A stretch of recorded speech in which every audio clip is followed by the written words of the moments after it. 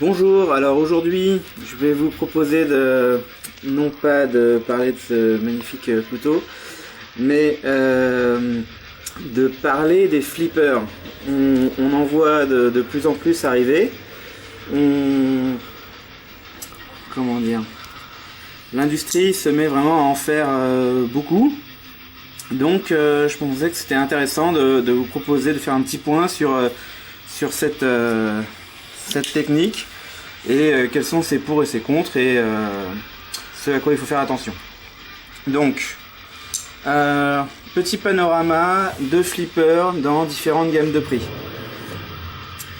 Donc ici, nous avons le Kershaw Skyline, donc très léger, vraiment EDC, très fin, une lame spear point avec un gros finger choil et un système à flipper. Donc on a un petit stud ici, mais ça ne sert pas vraiment à l'ouverture. Ça peut faire office, mais c'est vraiment difficile. Ici, dans la même gamme de prix, hein, on est bon, je vais pas donner les prix parce que je les connais pas très bien, mais c'est ce qu'on va trouver de très abordable. Le Cercate Swindle, j'en ai déjà fait une revue très rapide. On va voir certaines particularités. Ensuite, quelque chose d'un peu plus ancien, un peu au-dessus en termes de gamme de prix. On est sur un Buck Vantage Pro, donc comme on voit, petit flipper et une double ouverture avec un trou dans la lame. Ensuite, un des plus connus en ce moment, Spyderco Bradsussard.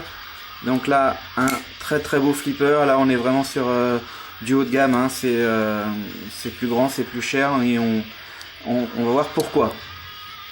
Et en dernier, celui sur lequel j'ai ouvert, un custom de David Mosier. Donc il s'agit d'un Spiro avec un bolster et plaquette fibre de carbone. C'est un des 5 premiers qu'il a réalisé et il est aussi flipper, ouverture uniquement par flipper, avec un grind, une émouture creuse très large, vraiment très impressionnante, très jolie. Le logo ici de David. Alors, qu'est-ce qu'on peut dire? Quand on fait un flipper, il y a plusieurs choses à voir. Donc, c'est une ouverture sur l'arrière, très intéressante, puisque du coup, quand on l'ouvre, on n'a pas ses doigts vers la lame. Donc, si jamais on rate, il se passe rien. On sait que sur un stud ou quelque chose comme ça, si on rate, on peut se faire un peu de mal. Donc ici, on est sur vraiment quelque chose de très simple, construction très simple, lame très fine. Donc il y a deux rondelles en bronze autour du pivot et c'est un liner lock avec une détente. Donc ici, on voit quelque chose qui est important dans un flipper, c'est de voir où se trouve le flipper par rapport au pivot. Là, on est un petit peu en dessous, donc ça veut dire que quelque part, on va pas avoir un flipper très puissant. Ceci dit, en appuyant suffisamment, ça se passe bien. Et surtout, il faut une détente. Donc là, la détente est vraiment correcte, ce qui fait qu'on n'a pas beaucoup de mal à ouvrir ce flipper. Point intéressant du point de vue de la technique, les studs qui est ici servent à arrêter la lame en position ouverte. Et pour la position fermée, je sais pas trop comment c'est fait d'ailleurs. Bah, il appuie à l'intérieur, voilà. Donc c'est une des solutions qui a été adoptée pour un flipper, d'avoir donc l'ouverture à l'intérieur, parce que comme on a ici, on a besoin de l'ouverture pour laisser passer le flipper, on peut avoir des difficultés à positionner un stop pin à l'extérieur. Donc j'ai un exemple ici, celui-ci a un stop pin à l'arrière, donc on voit qu'il a dû le positionner très haut. Donc Kershaw Skyline, extrêmement léger, construction, juste un liner métallique et du G10, une ouverture vraiment très bien. Là c'est un pivot, donc, comme je disais, relativement simple, avec juste des rondelles en bronze. Sur le circuit Swindle, on voit deux choses, c'est que là, il n'y a pas de stop pin. Donc, il n'y en a même nulle part, ni en ouverture, ni ouvert, ni fermé. Et on a, comme je l'avais dit dans ma précédente revue, une ouverture avec une détente très très solide. Ce qui fait que on n'a pas, on a une forte résistance ici, donc ça crée une tension assez forte. Et quand la tension est relâchée, donc il y a une petite bille qui est positionnée sur le frame lock qui vient créer la résistance, ça a une ouverture explosive.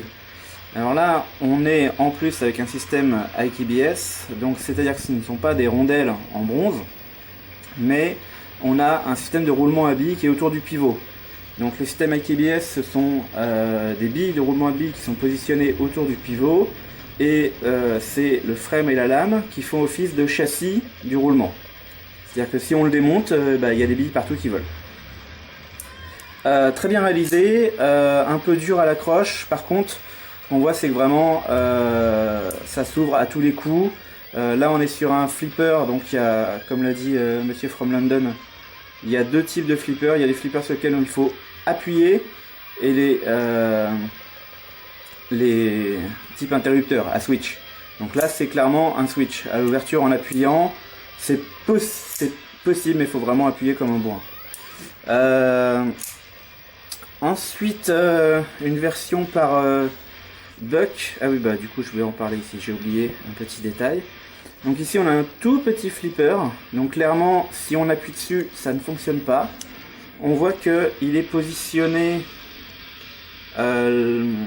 La détente est légèrement au-dessus du pivot, ce qui fait que ça devrait en faire un bon flipper. Ici, pas de stop pin non plus, ni en position ouverte ni en position fermée, et c'est un liner knock. Sur cette construction là, on est sur quelque chose avec des rondelles en bronze, et celui-ci, bon, il est un peu plus mou, ça manque un petit peu de taille dans le flipper pour avoir plus de puissance, ou de tension dans la détente pour avoir vraiment quelque chose d'explosif. Donc du coup, souvent on l'ouvre avec un petit coup de poignet. Ils ont prévu le coup en laissant l'ouverture avec le trou dans la lame. Comme ça, on peut aussi l'ouvrir gentiment comme ça. Donc ça, c'est très bien. Buck Vantage Pro, je crois que c'est une 80aine d'euros. C'est vraiment un très très bon rapport qualité-prix. J'aime beaucoup ce couteau. Très solide, une lame bien épaisse et quelque chose de vraiment polyvalent. Et ce petit flipper, une fois qu'on sait s'en servir, il marche très très bien. Donc il n'y a pas de stop pin, donc ça veut dire qu'on a un stop pin interne, c'est-à-dire que il y a le pivot, il y a une rondelle qui est autour, et à l'extérieur de tout ça, il y a encore une piste dans laquelle il y a un pilier qui est positionné qui est fixe entre les deux liners en métal, et il vient buter de part et d'autre. Donc ça fait quelque chose. On a le pivot, la rondelle, et ici une découpe qui est comme ceci, avec généralement le pin qui est ici. Donc ici, la lame elle est en position bloquée par la fin du trou, et dans l'autre sens, quand il est fermé, la lame vient pas plus loin grâce au même mécanisme. Ensuite, l'explosion du flipper, c'est dû notamment à Spyderco qui a fait cette magnifique collaboration avec Brad Soussard. Donc là, on est sur le Spyderco Soussard. On a un flipper qui, comme on le voit, est pile dans l'axe. Donc plus il va être haut, mieux ce sera. Il n'y a pas de pin, donc on est sur un stop pin interne. Et sur celui-ci, on est sur un système de roulement à billes dit enchâssé, c'est-à-dire que les billes ne sont pas flottantes comme ici. On a un anneau en matériau polymère qui vient capturer les billes, ce qui fait que quand on le démonte, on a un petit roulement à billes de part et d'autre, et donc on n'en fout pas partout. Ce qui est intéressant dans cette construction avec stop pin interne, c'est que toute cette zone là reste fermée. C'est-à-dire que là on a vraiment frame, lame, frame, donc ça reste plein. la zone qu'on est obligé de creuser, c'est ici, c'est la position pour le verrouillage. Contrairement à quelque chose comme ceci, vous voyez que là, c'est beaucoup plus ouvert. Et si je vais chercher quelque chose avec un stop pin traditionnel, stop pin à l'arrière, là on voit que il y a des décrochés dans tous les sens, c'est pas plein.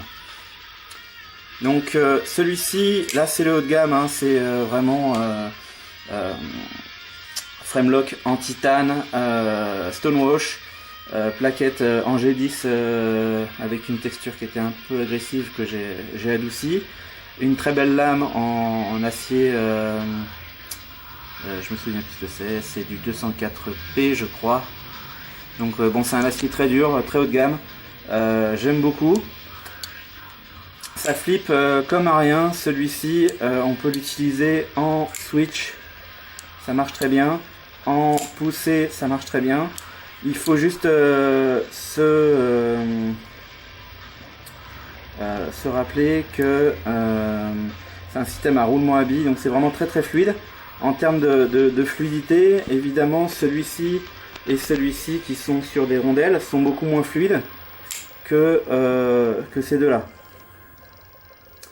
Et le dernier, c'est donc une réalisation custom de David Mosier, donc un coutelier que j'aime beaucoup. Il est canadien, je crois. Donc ça, c'est un Spiro, donc c'est un très gros couteau.